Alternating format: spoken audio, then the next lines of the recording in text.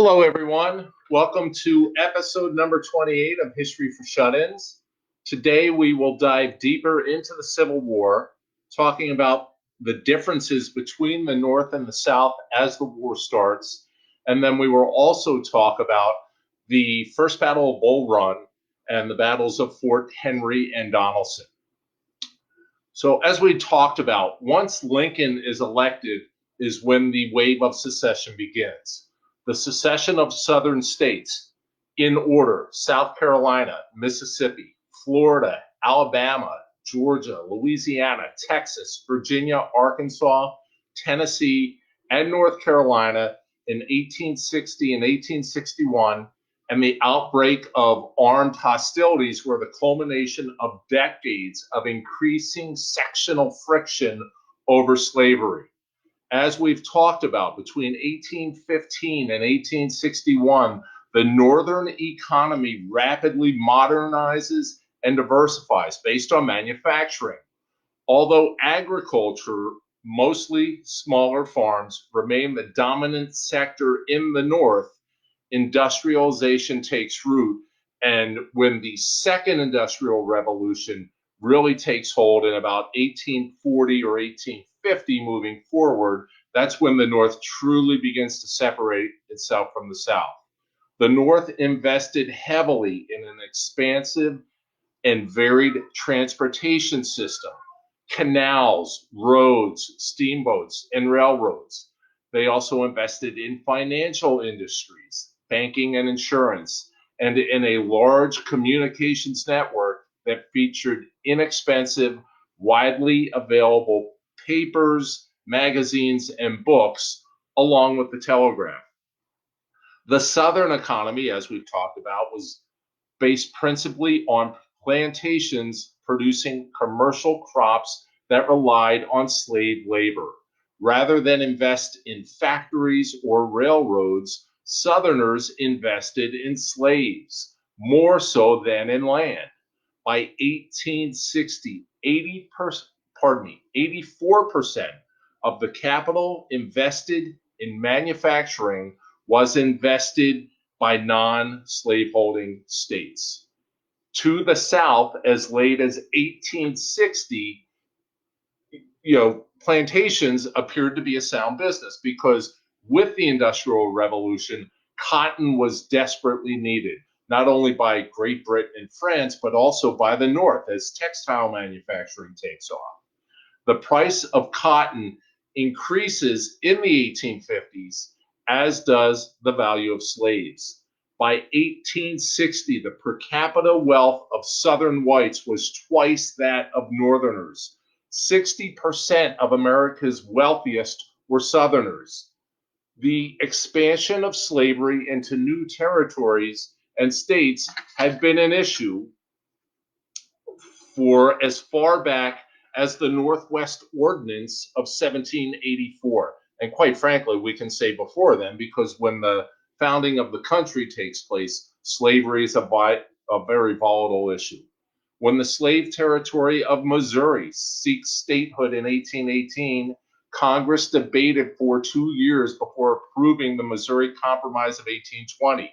This was the first of a series of political deals that resulted from arguments over the expansion of slavery into the West, the end of the Mexican-American War in 1848, and 500,000 square miles of new territory that America gained as a result of the Mexican-American War added urgency to the slavery dispute. More Northerners, driven by morality or interest in protecting free labor, came to believe that slavery had to end. White Southerners feared that limiting the expansion of slavery would eventually kill it.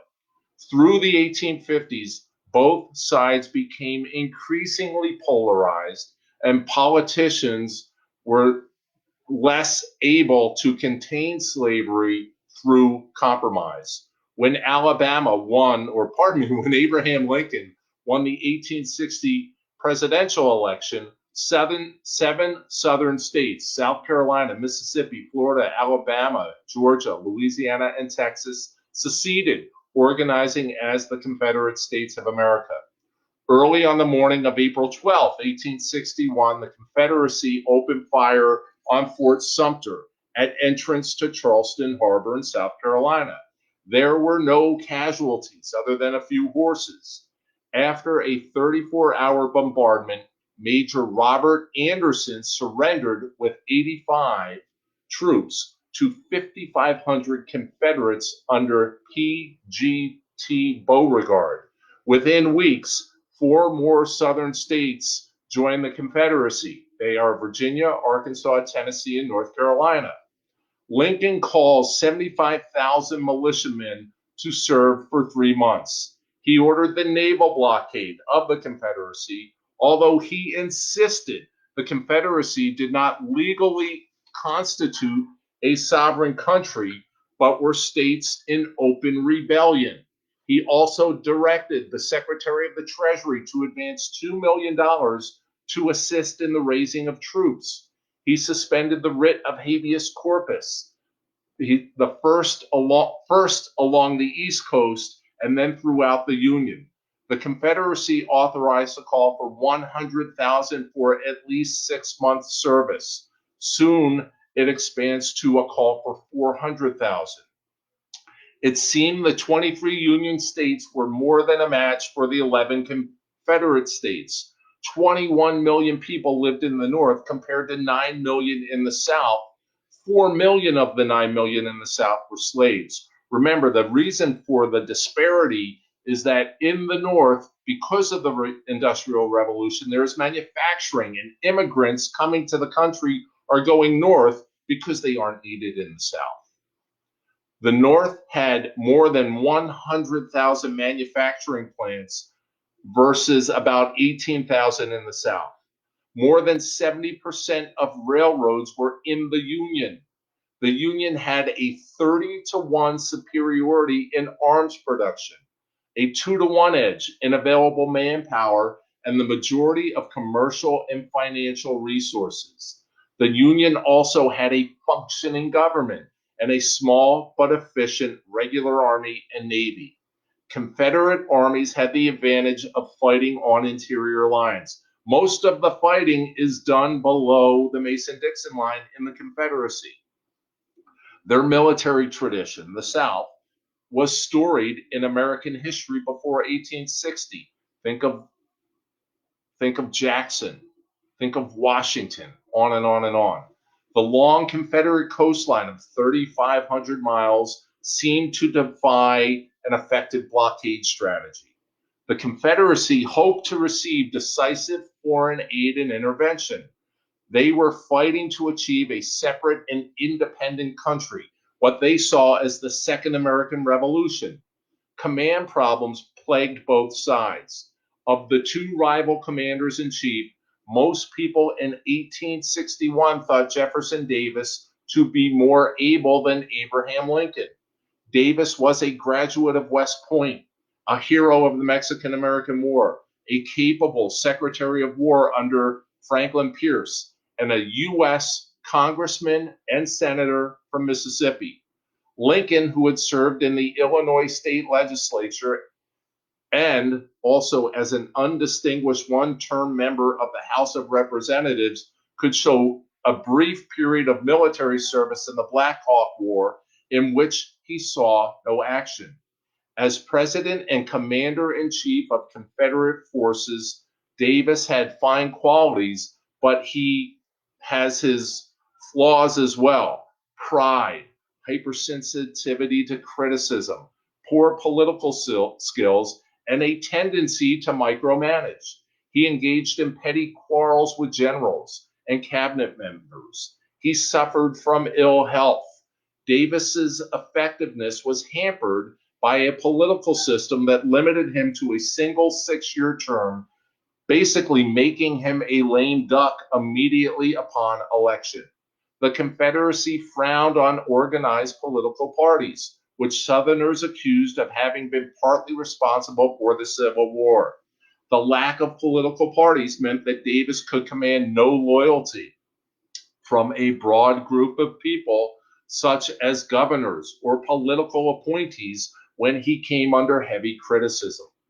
To a large extent, and by his own preference, Davis was his own Secretary of War, although 5 different men served in that post during the lifetime of the Confederacy.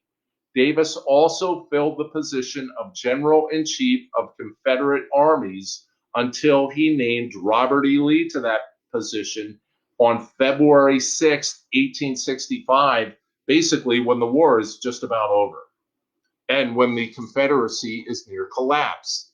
In naval affairs, about which he knew little, Davis seldom intervened directly, allowing the Secretary of the Confederate Navy, Stephen Mallory, to handle the Confederate naval buildup and operations.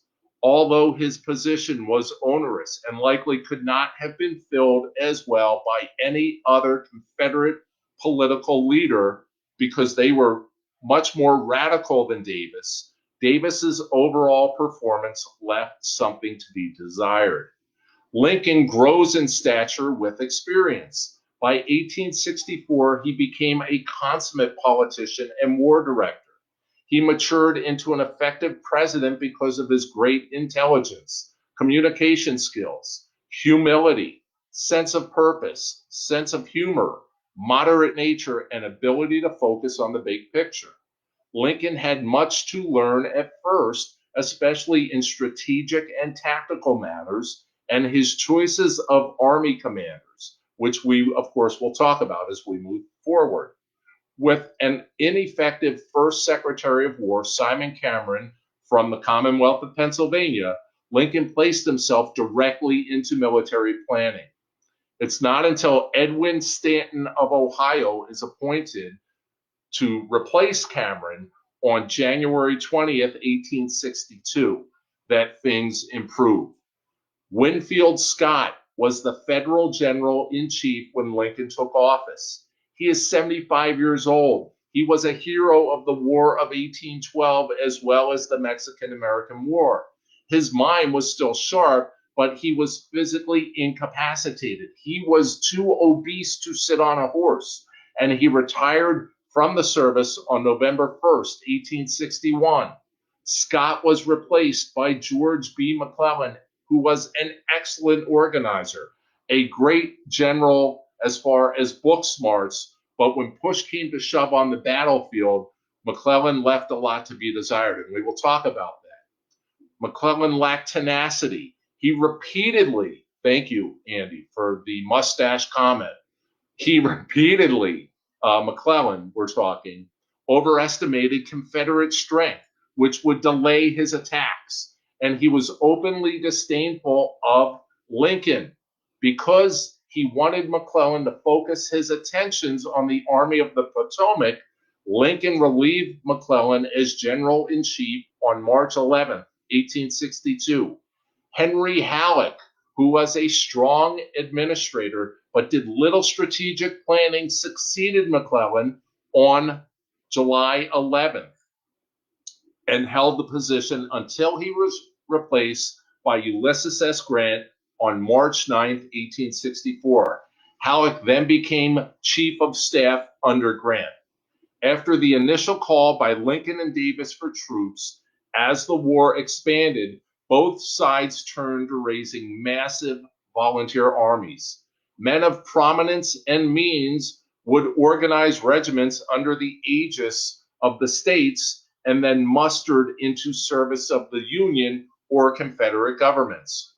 On each side, both Davis and Lincoln appointed what were called political generals. These generals had little or no military training or experience, but had important political connections or ties to immigrant communities. Although successful politically, most of these appointments did not yield good military results.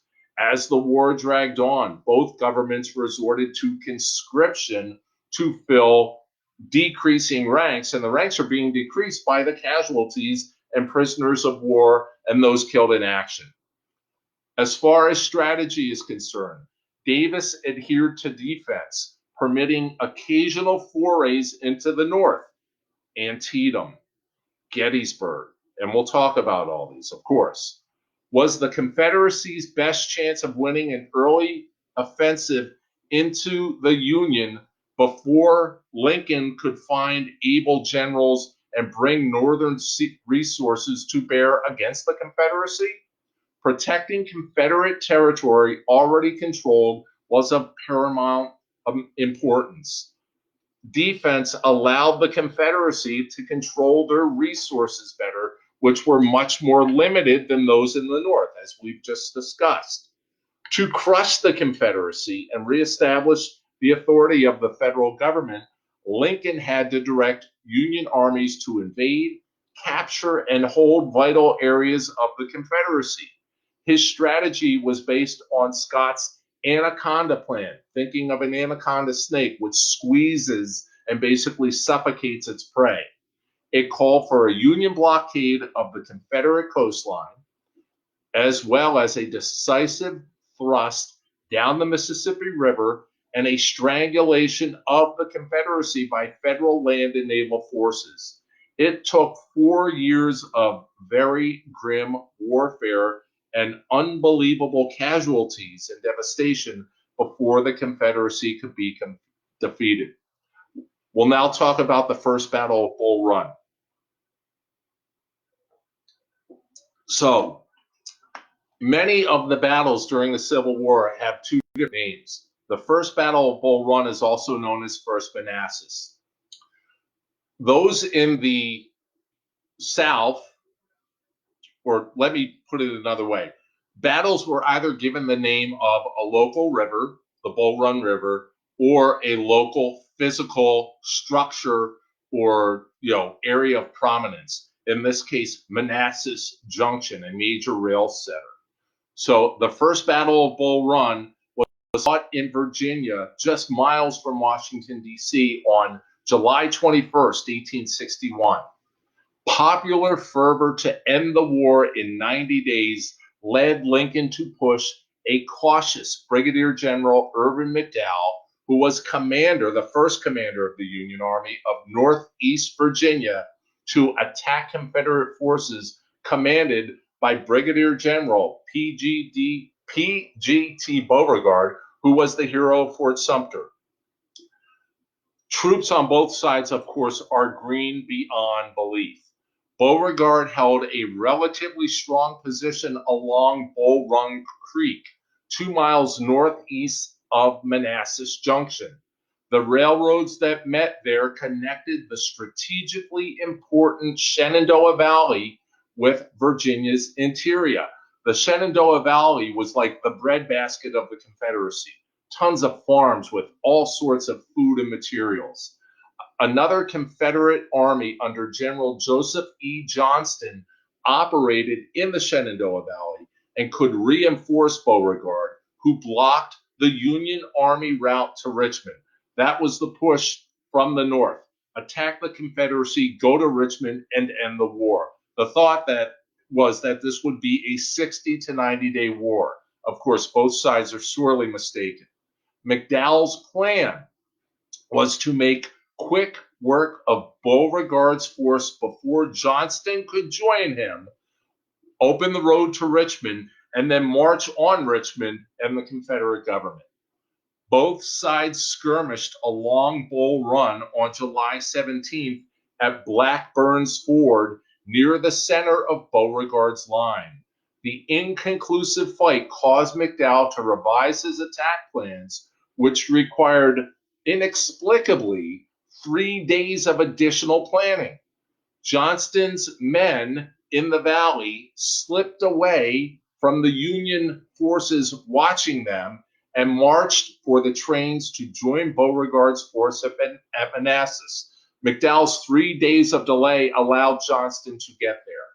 On the 21st of July, both commanders planned to outflank their opponents' left flanks. McDowell's early morning advance up Bull Run Creek to cross behind Beauregard's left was hampered by an overly complicated plan that required very complex synchronization. Constant delays on the march by Green officers and Green troops and effective Confederate scouting gave Union movements away. Later in the morning, McDowell's artillery began shelling the Confederates across Bull Run near a stone bridge. Two divisions under Colonels David Hunter and Samuel Henselman finally crossed at Sudley Ford and made their way south behind the Confederate left flank.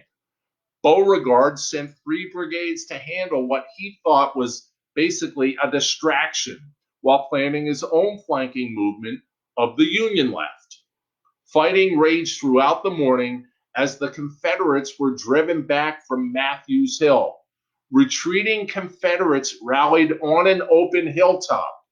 Just arrived there was a brigade of Virginia regiments led by former VMI professor, the Virginia Military Institute,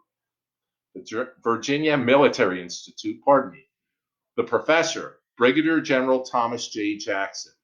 Jackson formed the scattered Confederate artillery into a formidable line of pieces on the eastern slope of the hill, with his infantry hidden in the tall grass behind the guns. Jackson's command was part of Joe Johnston's Shenandoah Army, which began arriving by railroad during the morning. As the Confederacy rallied and reinforced their lines, McDowell pauses his attack.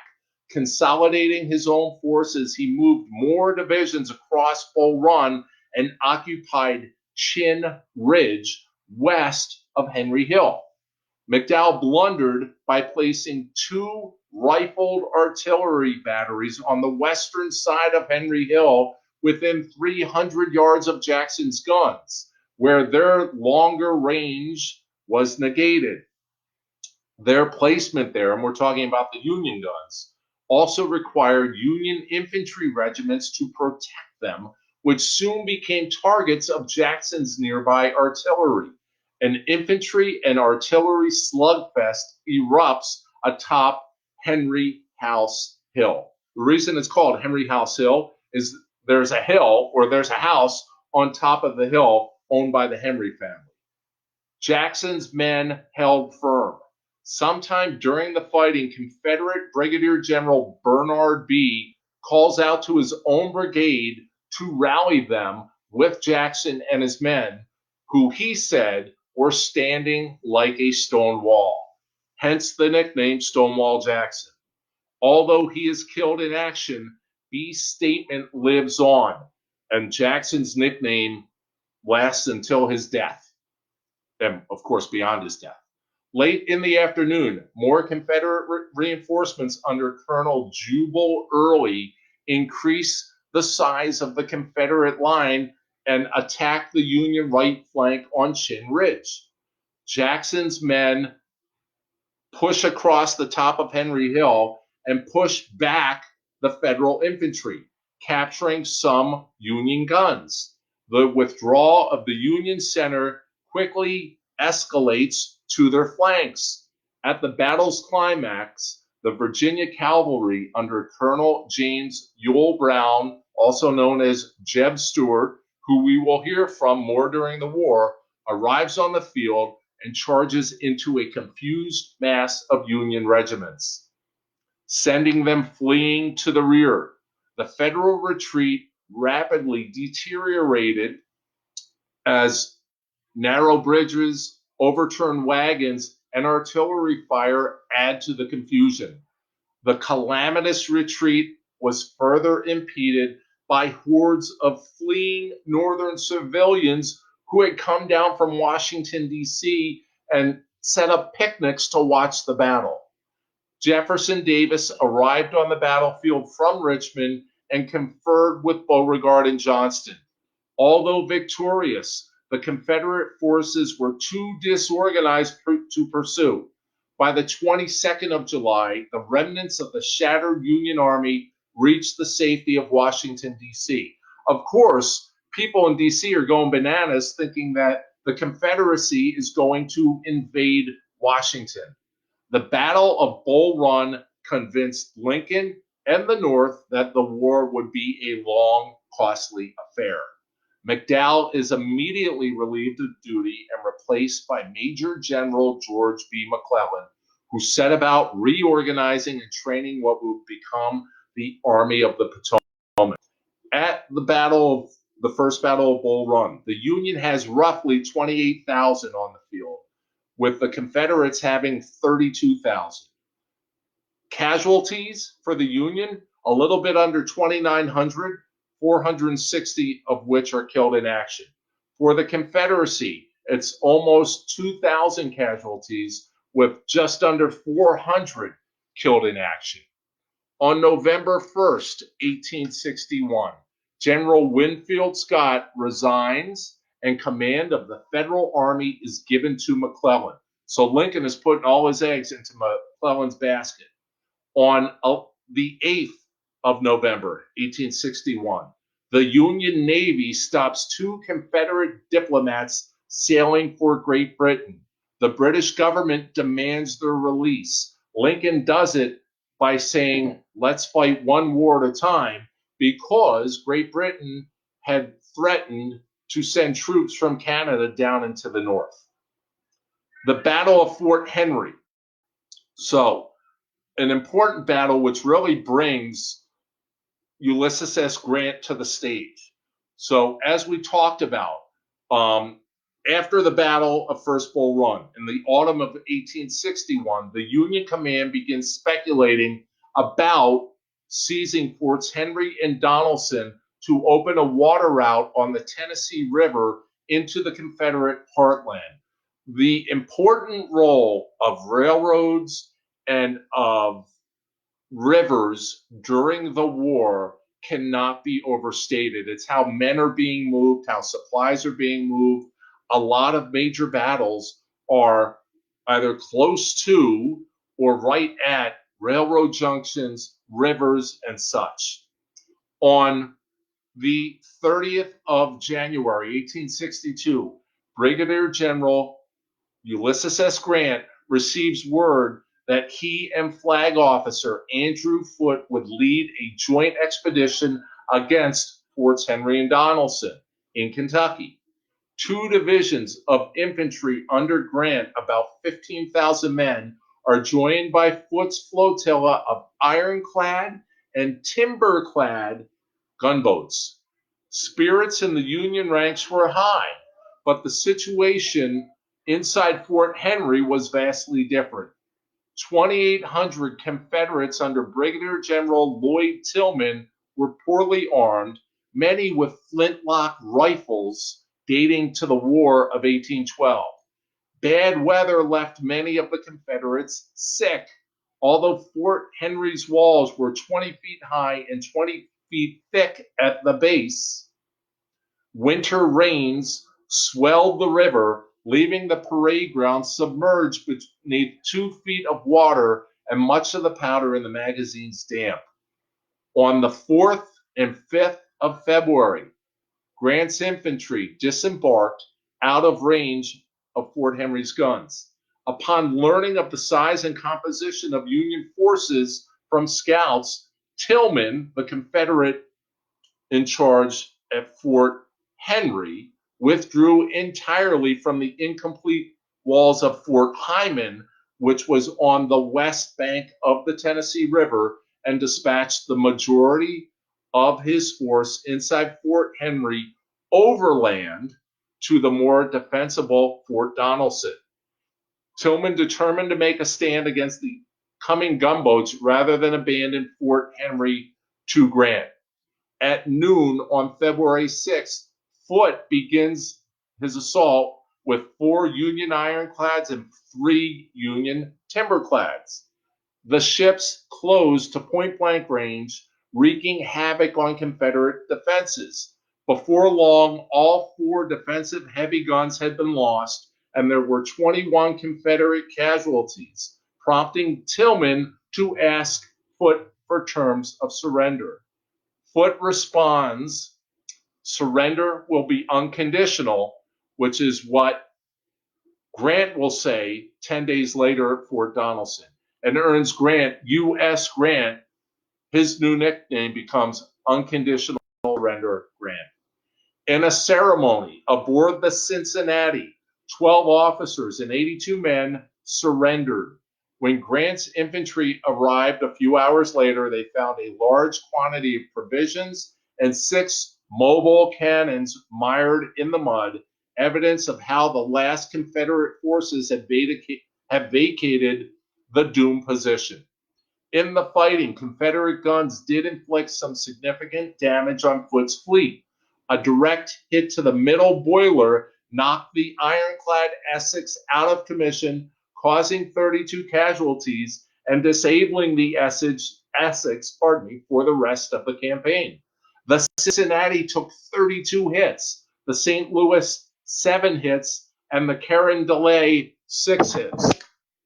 With the Tennessee River now open before him, Foote dispatched his 3 timberclads, the Tyler, the Conestoga, and the Lexington, as far as Muscle Shoals, Alabama, destroying supplies and infrastructure as they went, capturing the uncompleted Confederate ironclad Eastport. The raid's critical flaw was sparing the railroad bridge at Florence, Alabama, which would play a critical role in the Battle of Shiloh, which we will talk about in our next session.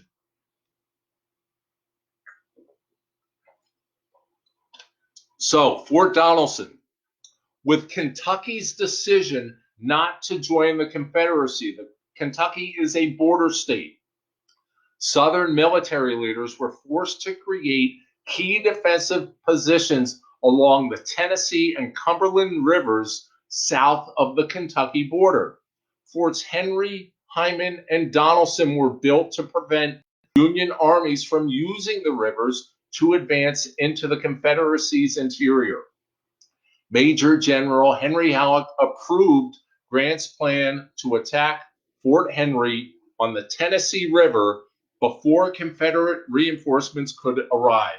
In a swift, violent exchange of gunfire, Forts Hyman and Henry quickly fell, as we just talked about.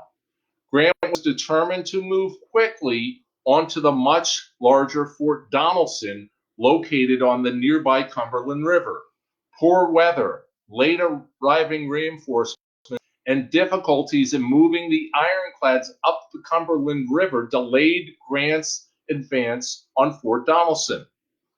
Despite being convinced that no earthen fort could withstand Union gunboats, Confederate General Albert Sidney Johnston at the time is the head of the Confederate forces in the West.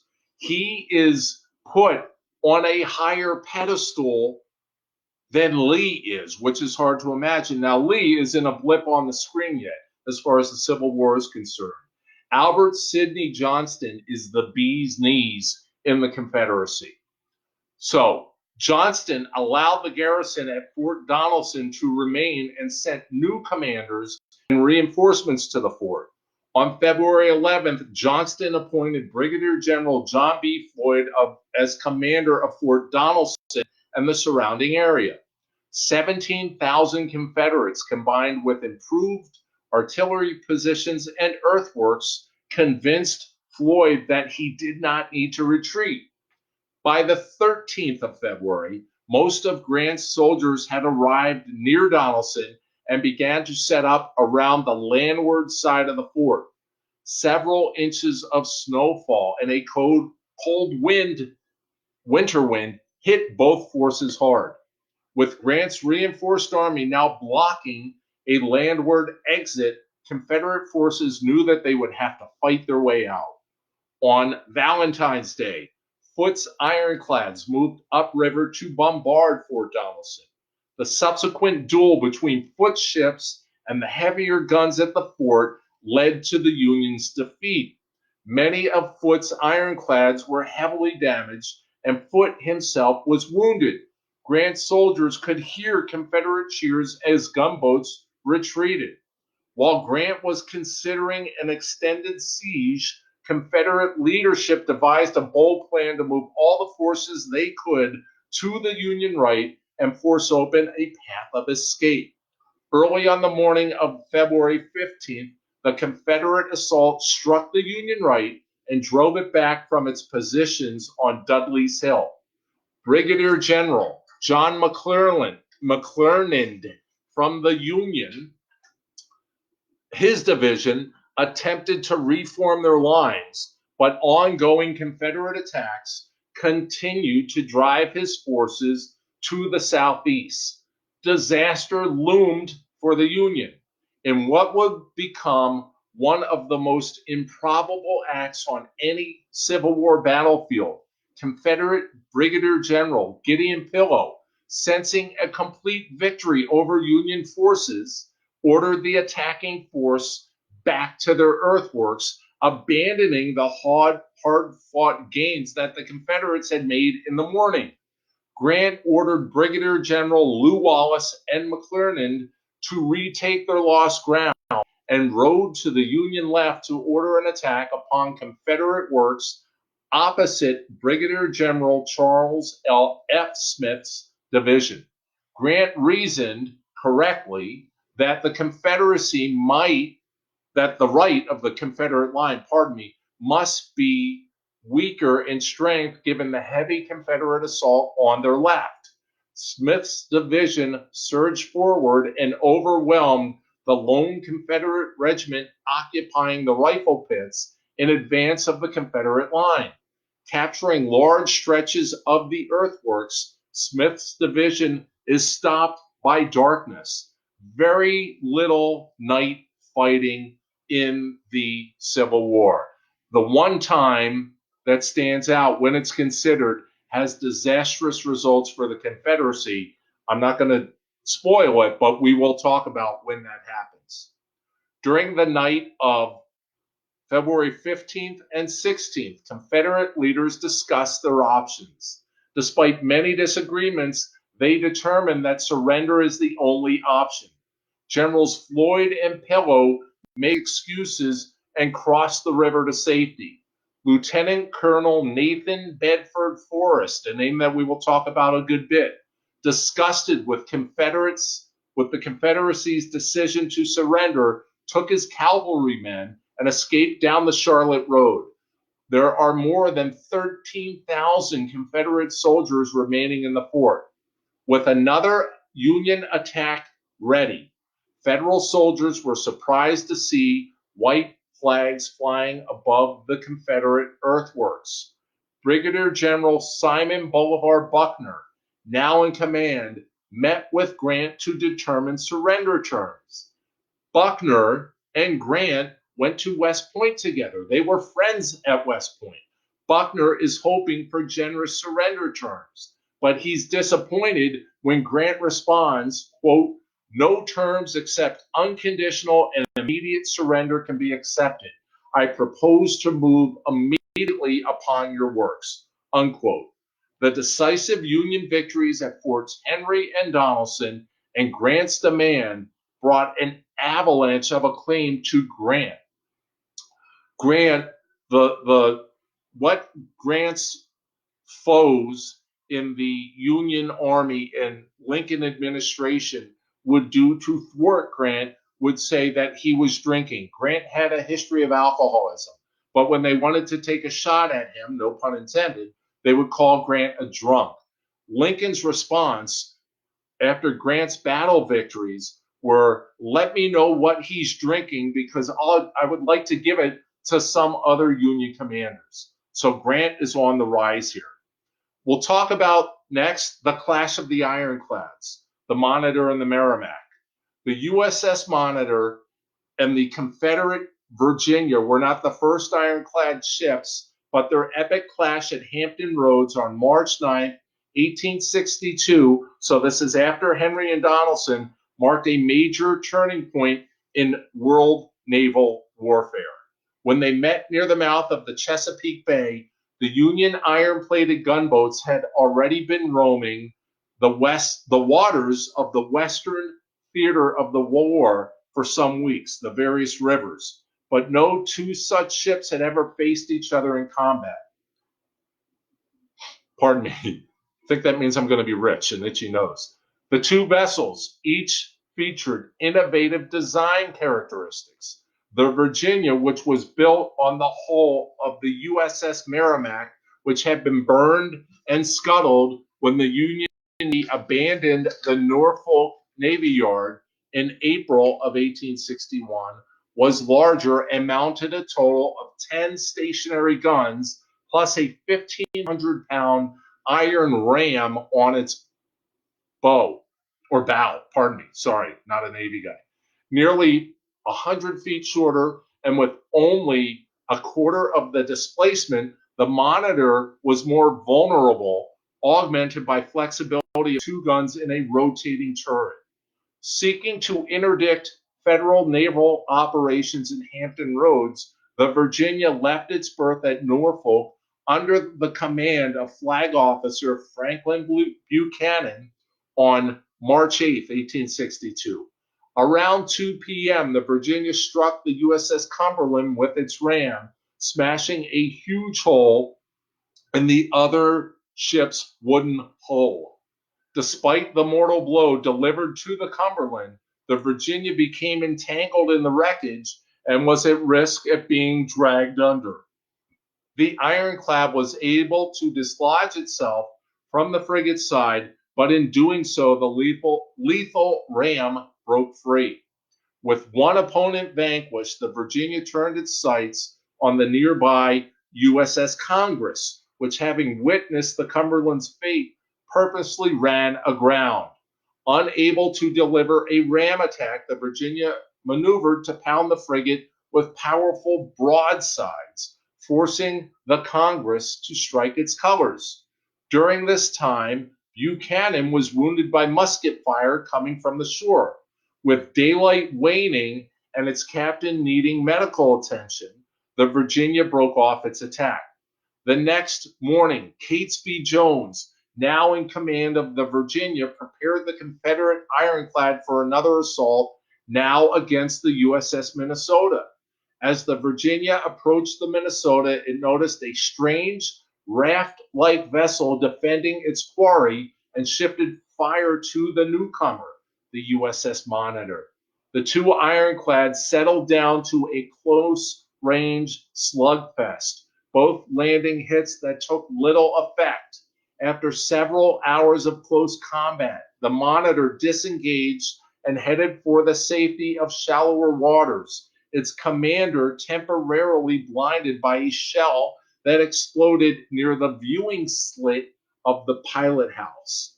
The Virginia, short on ammunition and conscious of the retreating tide, retired to Norfolk. The first battle between steam-powered ironclad warships ended in a draw. And that is where we are going to end today. Thank you for joining. If there are any questions, please feel free to type them in, and I will gladly answer them. Also, feel free to share History for Shut-ins site here on Facebook with other interested friends and family. The more the merrier. Thank you again for joining. Have a good night. We will see you tomorrow at 5 o'clock, where we will pick up with the Battle of Shiloh. Good night, all.